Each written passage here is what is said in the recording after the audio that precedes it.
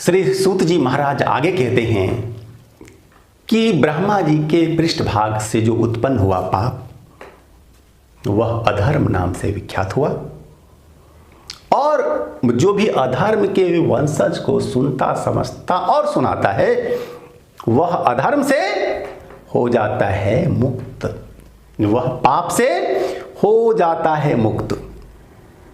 तो यहां समझने वाली बात है कि अधर्म से पाप से तभी होंगे आप मुक्त जबकि आप इससे मुक्त होने की कामना के साथ, आकांक्षा के साथ, संकल्प के साथ इसके वंश को और इसके वंशजों को सुनेंगे, समझेंगे, तभी ऐसा संभव है। शौचाधर्म इति ख्यातस् तस्य वंशानुकीर्तनात् श्रवणात् अस्मरणात् लोकः सर्व पापैः प्रमुच्यते। और आगे कहते हैं ऋषिवर कि अधर्म जब हुआ उत्पन्न तो जो भी होगा पैदा तो फिर वह युवा होगा, और अधर्म भी जब युवा हुआ तो फिर उसका विवाह होता है। भाई सबका विवाह होता है तो अधर्म का विवाह क्यों नहीं होगा साहब? क्यों, आपने विवाह किया है कि नहीं किया? क्यों किया है ना? अगर आपने नहीं किया है तो आप आगे जरूर करेंगे, क्यों साहब? तो भैया अधर्म का भी विवाह होता है, लेकिन पुराणकार ने अधर्म की पत्नी का नाम स्पष्ट नहीं बताया है, और लेकिन 3 विशेषताएं वे लिखते हैं, बताते हैं, और कहते हैं अधर्मस्य प्रिया रम्या मिथ्या मार्जार लोचना। कहते हैं अधर्मस्य प्रिया, जो अधर्म की स्त्री है उसकी प्रेमिका है, पत्नी है, वह 3 विशेषताओं से युक्त है। क्या? रम्या है यानी सुंदर है, और क्या है? वह मिथ्या है, वह झूठी है, वह मिथ्या भाषण करने वाली है, झूठ बोलने वाली है, और मार्जार लोचना यानी बिल्ली की तरह आंख वाली है। आपने बिल्ली की आंखों को देखा है? बहुत ही होती हैं चमकदार, वो अंधेरे में भी बहुत कुछ देख लेती है ना?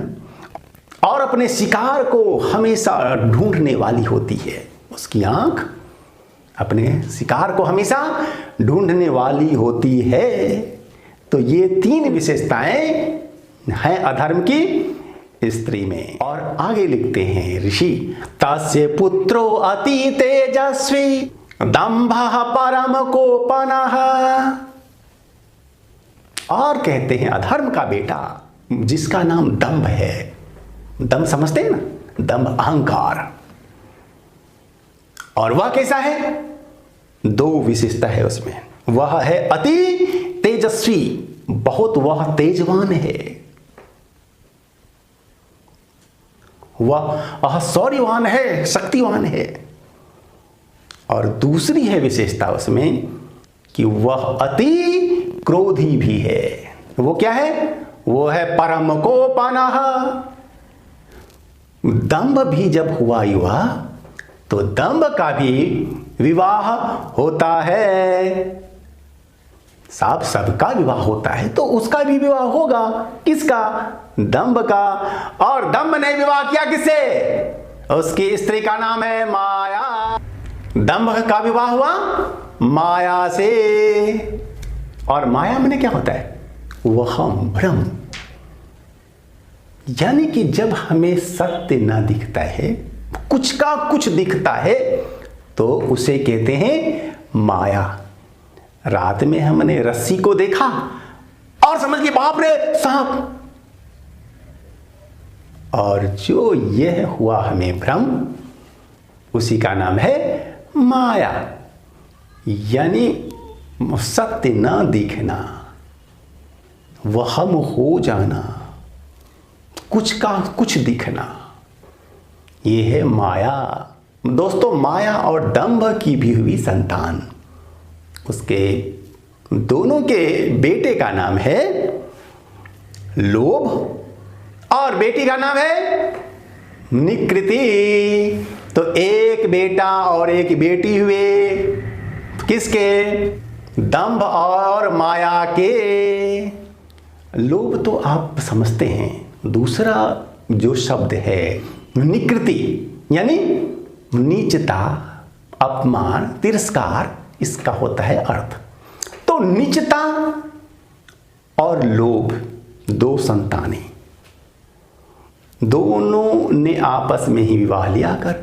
लोभ और नीचता ने, दोनों भाई बहन थे लेकिन विवाह हो आपस में ही उन्होंने लिया कर। और इनके भी वे संतान, नाम सुनिए, क्रोध। और फिर जब युवा होता है क्रोध तो उसका भी होता है विवाह, और वह हिंसा नाम की स्त्री से विवाह करता है। बोलिए श्री कल की अवतार की जय हो, जय हो, जय हो। और मित्रों, कहते हैं ऋषि कि क्रोध और हिंसा से फिर होता है उत्पन्न कौन? महापातकी, जिसका हम लोग विशेष रूप से वर्णन करने जा रहे हैं, यानी कि कली। और इसके संबंध में ऋषि कहते हैं कि हिंसा नामक स्त्री के बाएं हाथ की गोद में और तेल की बहुत मालिश से काजल के समान छवि वाले उत्पन्न हुआ यह कली। इसमें भी खास बात है। ऋषि कहते हैं कि हिंसा और क्रोध जो कि इसके हैं माता पिता, और हिंसा ने जो इसका लालन पालन किया है, इस तरह से किया है कि बहुत बच्चा शक्तिशाली हो, बहुत उसके मालिश हुई है तेल की। आप भी देखते होंगे अपने गांव में, घर में, समाज में कि लोग छोटे बच्चे की 2-4 बार रोज मालिश किया करते हैं। क्यों करते हैं ना? क्यों करते हैं? कि बच्चा जो है इससे अधिक शक्तिशाली होता है। बच्चे की हड्डी, नस, नाड़ियां अधिक स्ट्रांग बनती हैं। तो ये जो है कली, इसकी मां हिंसा ने इतनी मालिश इसकी की है कि तेल से इसकी छवि, इसका रूप हो गया है काला। यानी कि यह बचपन से ही बहुत ही है शक्तिशाली। ये ऋषि का कहना है। दोस्तों, अब आप इसकी विशेषता जानिए। ये जो है कली, इसकी विशेषता श्लोक में कहते हैं ऋषि, काकोदरम करालस्यम लोलजीवम भयानकम पूतिगंधम द्यूतमाद्य स्त्री सुवर्ण कृताश्रयम। इसकी विशेषता कहते हैं ऋषि कि ये जो है कौन? यह कली, ये है काक के समान पेट वाला।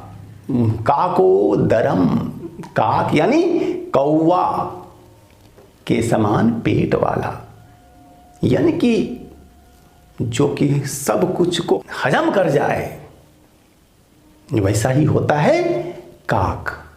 सब कुछ हजम वह कर जाता है। दूसरी विशेषता कि वह भयंकर है, देखने में वह भयावह है। लोल जीवम यानी हिलती हुई जीभ वाला, यानी बहुत ही लोलुप और भयानक मुख वाला है। और अगली विशेषता बताते हैं पूति गंधम, यानी इसके देह से गंध आती है, कैसी? जैसे कि सड़ने के बाद मांस में होता है गंध। और अगली विशेषता क्या है? द्यूत मध्य स्त्री और सुवर्ण सोना। द्यूत यानी कि जुआ और मध्य यानी कि शराब या नशा कह लें हर प्रकार का। स्त्री यानी कि वह अति है कामुक। स्त्री शब्द का भावार्थ यहां है काम वासना से। और सुवर्ण यानी सोना धन, ये चारों का आश्रय लेने वाला है कौन? कली पुरुष। ये हमेशा इन चारों का आश्रय लिया करता है। बोलिए श्री अवतार की जय हो, जय हो, जय हो।